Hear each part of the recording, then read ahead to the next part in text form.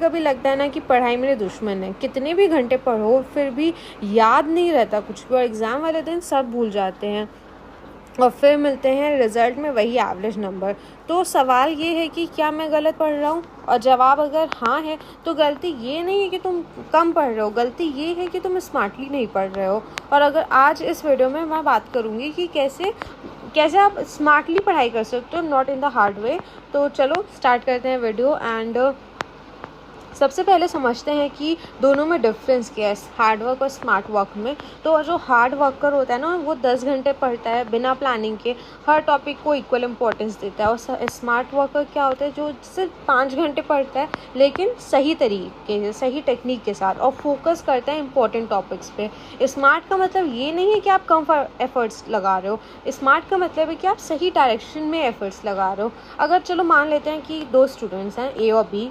तो ए जो बच्चा है ना, वो 8 घंटे डेली पढ़ रहा है, हर सब्जेक्ट का फुल सिलेबस कवर कर रहा है। और जो बी स्टूडेंट है वो सिर्फ 4 घंटे पढ़ाई कर रहा है, लेकिन प्रीवियस ईयर पेपर्स देख रहा है, वीक टॉपिक्स को आइडेंटिफाई कर रहा है और रिवीजन भी टाइम पे कर रहा है। तो अब सोचो किसके रिजल्ट ज़्यादा आएंगे, ए के जो 8 घंटे पढ़ रहा है, पूरा सिलेबस कंप्लीट कर रहा है, कि बी के जो 4 घंटे पढ़ रहा है लेकिन प्रीवियस ईयर के क्वेश्चन पेपर्स देख रहा है, वीक टॉपिक्स पढ़ रहा है और रिवीजन भी कर रहा है। तो जाहिर सी बात है यार, बी का बच्चे के ही ज़्यादा नंबर अच्छे आएंगे कंपेयर टू ए, क्योंकि बी ने एक सिस्टम बनाया और सिस्टम ना आपको स्ट्रगल्स आपकी कम कर देता है, और हमेशा आपकी स्ट्रगल्स कम करता है अगर आप सिस्टम से चलोगे।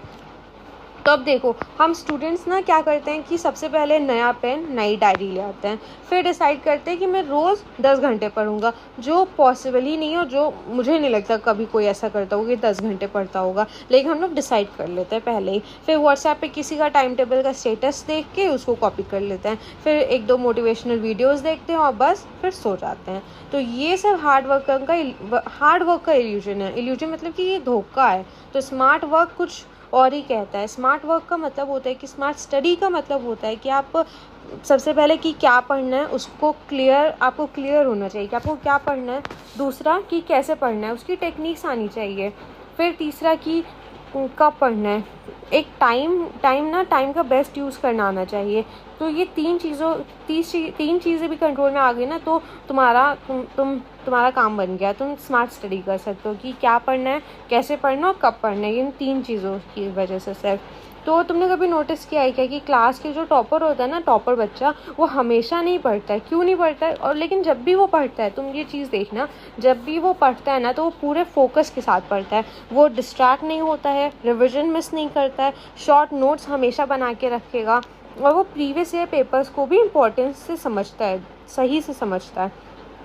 तो वो सब कुछ करता है जो बाकी लोग इग्नोर कर देते हैं। तो आज के बाद से ये सोच के मत पढ़ना कि मुझे 10 घंटे चैप्टर ख़त्म करना है, 10 घंटे में मैं चैप्टर्स फिनिश कर लूँगा सारे। ये सोच के पढ़ो कि मुझे 3 इंपॉर्टेंट टॉपिक्स परफेक्ट तरीके से करने हैं। तो और सबसे इम्पॉर्टेंट चीज़ ना क्या है कि आपकी क्वालिटी में मैटर करती है रादर देन क्वांटिटी, ये याद रखना। और एक दिन में 10 टॉपिक्स पढ़ लिए, लेकिन याद भी होना चाहिए। अगर आपको कुछ भी याद नहीं है तो 10 टॉपिक्स का कोई फ़ायदा नहीं है। उससे बेटर है कि आप 3 टॉपिक्स पढ़ो और वो क्लिस्टर क्लियर होने चाहिए, आपको अच्छे से आने चाहिए वो। तो जब भी पढ़ो अपने आप से 3 सवाल पूछना कि क्या मुझे ये टॉपिक समझ आ गया, या क्या मैंने इस टॉपिक को एक्सप्लेन कर सकता हूँ किसी और को, और या अगर एग्ज़ाम में आ गया तो मुझे आता हो है ये टॉपिक अच्छे से। तो अगर ये तीनों के जवाब हाँ हैं तो आप स्मार्ट पढ़ रहे हो, अगर नहीं तो बस आप फिर पढ़ाई की यार ओवर एक्टिंग ही कर रहे हो और कुछ नहीं।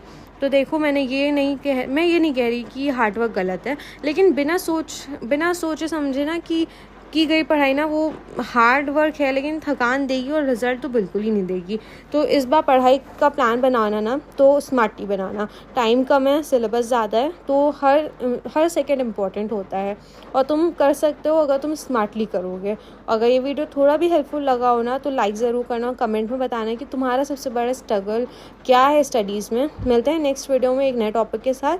तब तक के लिए पढ़ो स्मार्टली एंड सब्सक्राइब कर लेना ऐसे ही कुछ और रिलेटेबल कंटेंट के लिए, क्योंकि या पढ़ाई तो हम सबसे ही नहीं हो रही होती है, वीडियोस की ज़रूरत तो सबको ही पड़ती है।